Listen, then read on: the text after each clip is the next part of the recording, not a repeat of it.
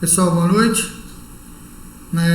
Vamos dar início aí a nossa disciplina de solos, tá? Sejam todos bem-vindos, espero que todos estejam bem, né?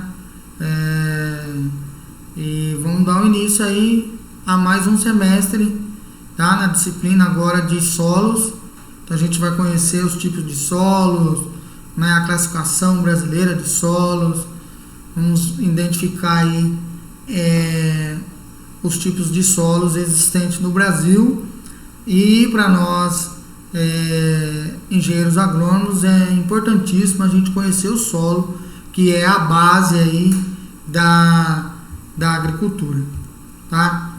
Então eu vou estar mostrando para vocês, e nessa primeira aula vai ser uma parte introdutória aí da parte física do solo. A gente vai estudar bastante a questão física do solo, textura do solo, estrutura dos solos, tá? Densidade, porosidade desse solo, tá? O movimento da água nos solos.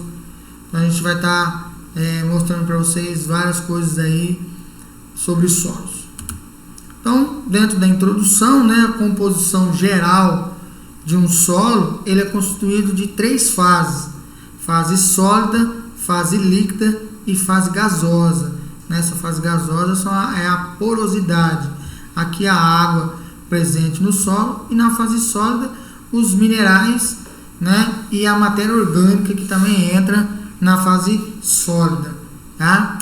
Então tá aqui, ó, composição geral do solo, né? A fase sólida formada pela matéria orgânica resultante aí da inorgânica, e a orgânica, que é a matriz do solo. Então a matéria orgânica é o cúmulo de resíduos vegetais e animais, e matéria inorgânica é resultante da decomposição das rochas, né?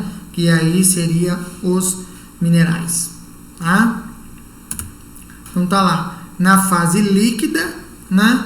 Constituído pela solução de solo, que a gente chama de solução de solo, ou a água no solo, ou sais em dissolução, aquilo que está dissolvido na água aí. E a parte gasosa é o ar, né? A porosidade do solo. Então a gente tem parte sólida constituída de matéria orgânica e minerais da decomposição da rocha, né? Matéria orgânica, restos de animais e vegetais. Fase líquida, a água presente nesse solo, que vai estar presente nos poros, né? Na fase gasosa, né? Então a fase gasosa é a presença de porosidade, a presença de ar nesse solo, tá? Composição volumétrica, né? O ideal aí, sendo vários autores, se você procurar na literatura, ele vai falar para você que um solo ideal ele tem que ter de 20 a 30% de ar, de porosidade, de 20 a 30% de água, né? 45% dos minerais e 5% de matéria orgânica, tá? Então, material mineral, matéria orgânica, água e ar. Isso é importantíssimo ter no solo. Isso é um solo ideal. Não quer dizer que os solos que vocês vão trabalhar aí futuramente vai ter essa condição, principalmente 5% de matéria orgânica. O desafio dos senhores é aumentar o teor de matéria orgânica no solo, tá? Porque aumentando o teor de matéria orgânica no solo, você aumenta retenção de água, porosidade, tá? Minerais que vão ser liberados, aumenta a CTC desse solo, tá? Então tem várias vantagens aí de você aumentar o teor de matéria orgânica em um solo, beleza? Então aqui mostrando a composição média gerais aí dos solos, aquilo que os autores falam de ideal para um solo, né?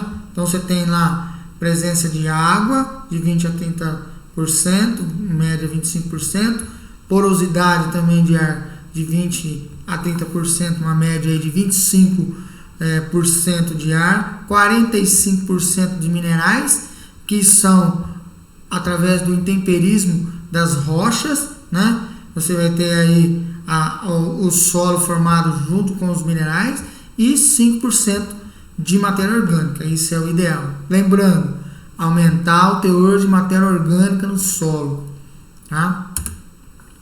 Componentes minerais, né? A parte mineral ela é constituída aí de terra fina seca ao ar, TFSA, né? E aí a gente vai encontrar o que? Quando a gente fala de minerais, a gente vai encontrar o que? Argila, silt e areia. Esses são os minerais da parte física do solo, não a parte química do solo. Os minerais químicos, sais minerais, vai estar aqui também? Vai. Principalmente na onde? Aderido à argila que contém cargas, tá? Então, fisicamente falando, a parte mineral do solo, aqueles 45%, tem que ter areia, silt e argila, tá? Então, o solo constituído aí da parte mineral, dentro dos 45% de areia, silt e argila, e aqui as dimensões de cada um deles. A areia tem 2 milímetros, né? 2 milímetros é aqueles 2 risquinhos lá, aqueles 2 pauzinhos da régua. Então, ela varia de 2 milímetros até 0,05 milímetros. O silt, ele está entre a areia e a argila, ele tem a dimensão de 0,05 até 0,02 milímetros. A argila, ela é menor que 0,02 milímetros. Então, ela é muito pequena, né? Então, minúscula aí a argila. Depois a gente tem as macro moléculas, que são os pedregulhos, os matacãos, os seixos, né? Que são já rochas maiores aí, que vai ocorrer o intemperismo, que a gente vai estar falando para vocês também o que é esse intemperismo, esse desgaste da rocha que aflorou na crosta terrestre, e aí ela vai se transformar em solo, e esse solo vai ter parte mineral, argila, silt e areia, tá? Então, por que o tamanho das partículas é importante, né? Principalmente argilas que contêm cargas negativas, que vão segurar aí os sais minerais, que vai ser nutriente de plantas, né? Então, por que o tamanho é importante? A gente vai falar agora sobre a área superficial específica. Quanto maior essa área, maior cargas, maior retenção de água, de nutrientes esse solo vai ter. Então, vou dar um exemplo aqui para vocês da área de superficial específica. Então, se você tem aí uma unidade quadrada com 4 unidades, você vai ter aqui, ó, né? 4 unidades quadradas, 6 lados e 1 cubo, tá? Com 14 unidades quadradas. Então, são 4 unidades quadradas, né? Vai ter 6 lados, 1 cubo e 14 unidades quadradas. Se você fracionar essas 4 unidades quadradas aí, dividir ela aqui, ó, pegar isso aqui e dividir por 4, você já vai ter 6 lados, continua tendo 6 lados, 8 cubos, né? Você vai ter, ó, 8 cubos, e esses 8 cubos, né? 6 vezes 8, 48 unidades quadradas. Então, você tem um aumento da área superficial específica. Quanto maior essa área superficial específica, maior a reatividade, maior o que? A capacidade de reação química, maior a capacidade de trocar cátions, maior a capacidade de trocar ânions, né? Então, e aí você vai ter uma partícula maior que vai estar aderindo à água, matéria orgânica e os sais minerais. Então, por isso que estudar as partículas é importantíssimo, o tamanho dessas partículas, né? Lembrando que a argila é 0,02 milímetros. Então, você tem uma área superficial específica maior na argila, né? Então, mostrando aí que quanto maior a área superficial específica, maior a capacidade de participar de reações químicas do solo, tá? Então, a área de superfície específica das frações do solo, né? Então, tá lá, ó, mostrando aqui agora areia grossa, areia fina, né? Areia dividida em areia grossa e areia fina, tem até areia média, né? O silt e a argila. Lembrando o tamanho de cada um deles, né? A areia vem de quartzo, né? O silt dos minerais primários e a argila dos minerais secundários dentro da composição mineralógica e das rochas, tá? Dependendo do tipo de rocha, você tem uma quantidade maior, um solo argiloso, um solo siltoso ou um solo arenoso, tá? Depois a gente vai falar sobre isso também dentro do triângulo textural, é quando a gente falar de textura, que é a quantidade de areia, de silt, de argila que tem o solo. Então tá aqui o diâmetro de cada um delas. Olha só a área de superfície específica, né, por metro quadrado em gramas, né, por gramas, né? Então olha lá, você tem, olha só, de 5 a 800, né, dentro da argila, que ela é minuta, a sua superfície é maior, tá? Então você tem aí uma área maior, tá? Na partícula menor aqui, então você tem uma área de superfície específica maior, e aí você vai ter o que? Uma quantidade maior de superfície para você fazer reações químicas, beleza? Então, a área de superfície específica depende do tipo de argila e minerais. Os minerais de argila no solo ou argila mineral, argila minerais, pode conter minerais primários, secundários, os remanescentes de rochas aí, né?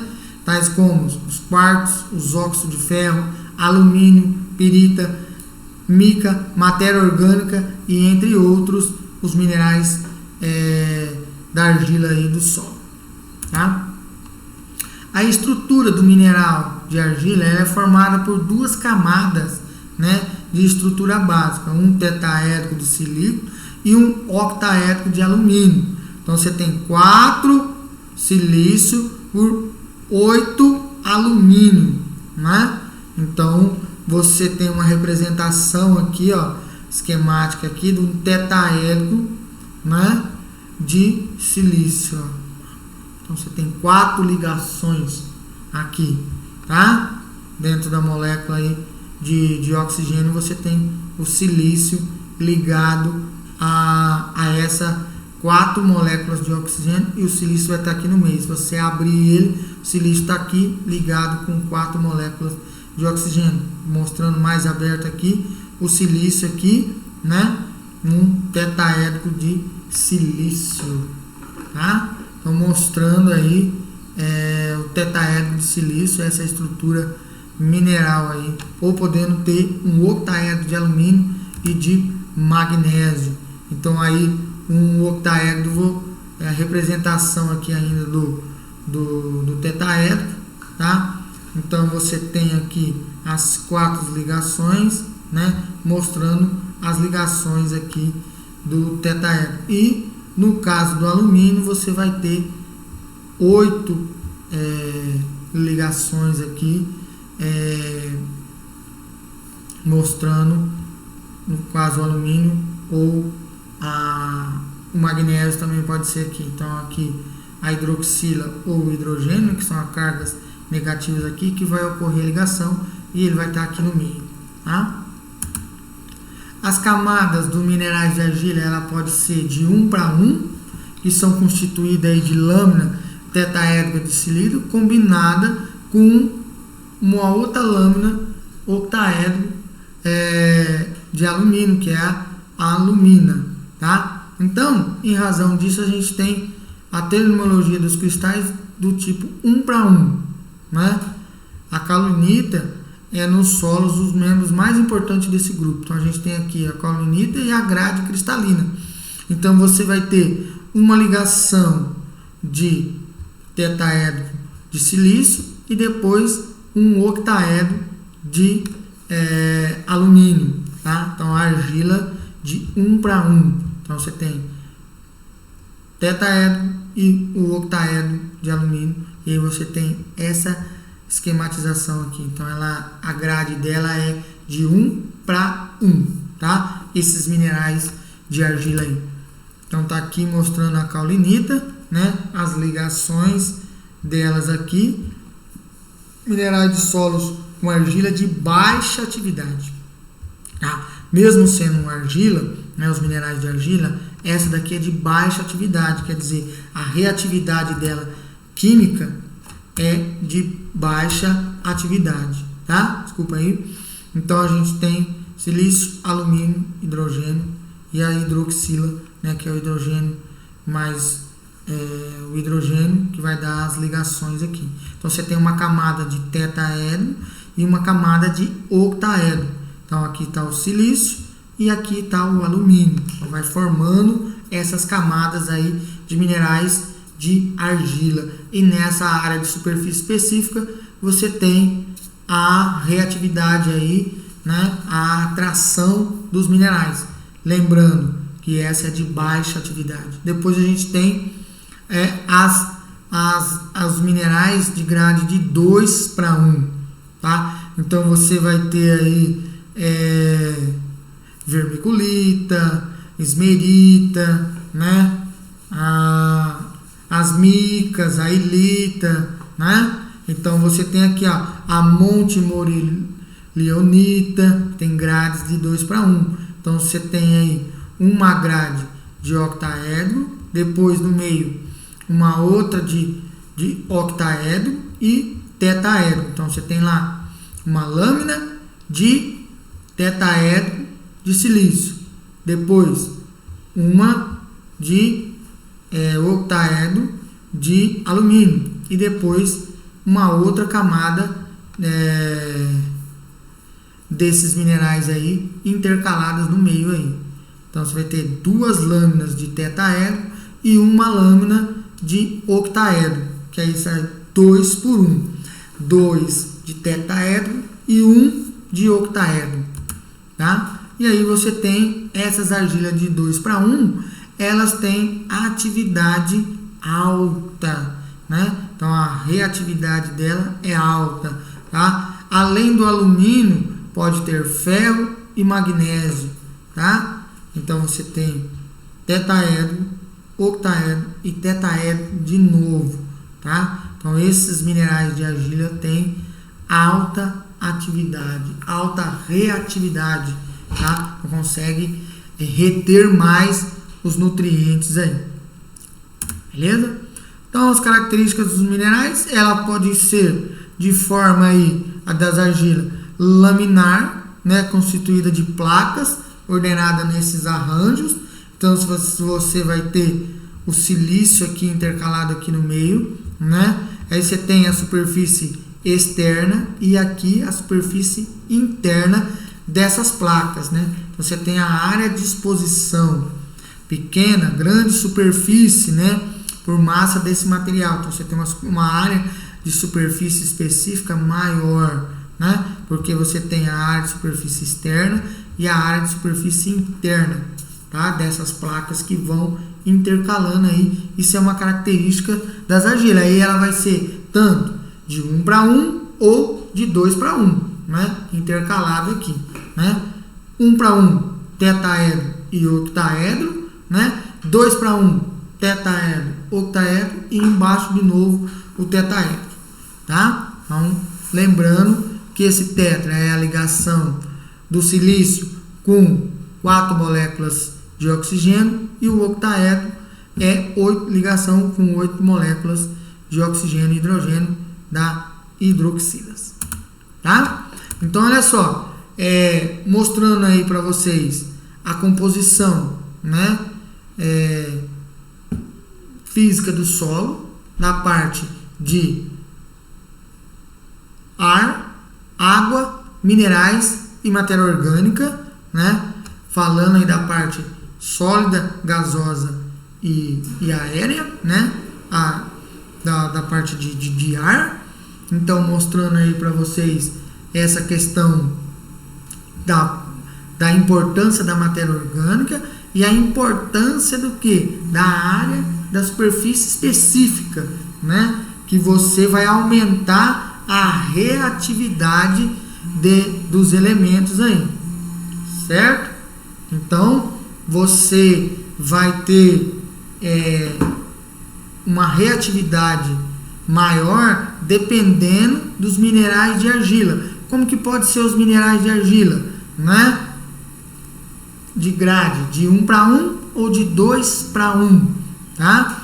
Grade de 1:1, você tem tetaedro e uma outra camada de octaedro. Grade de 2:1, tetaedro, uma camada de octaedro e uma outra camada de tetraedro, né? Então, as ligações de silício, alumínio, ferro ou magnésio, tá? Então, nas grades de 2:1 a gente tem aí o ferro e o magnésio e o alumínio, tá? Então, esses elementos que vão formar os minerais de argila, tá? Então, lembrando para vocês, a composição ideal de um solo, ela é composta por quê? 45% de minerais. Qual são esses minerais?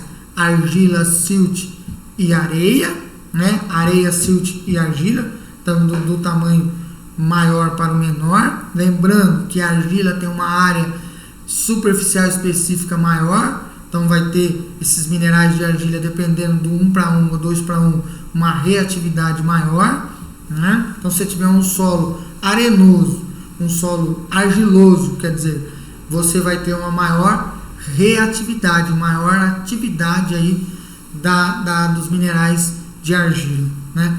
Lembrando que a composição, 45% desses minerais, argila, silt e areia, 5% de matéria orgânica, de 20 a 30% de porosidade de ar e de 20 a 30% de água, tá? Então, desejo aí a vocês uma ótima aula. Assistam o PowerPoint narrado aí. Depois de vocês assistirem, eu vou deixar uma lista de exercício sobre essa primeira aula de hoje, da introdução dos solos, né, da matéria de solos aí para vocês. Um abraço a todos e até a próxima aula.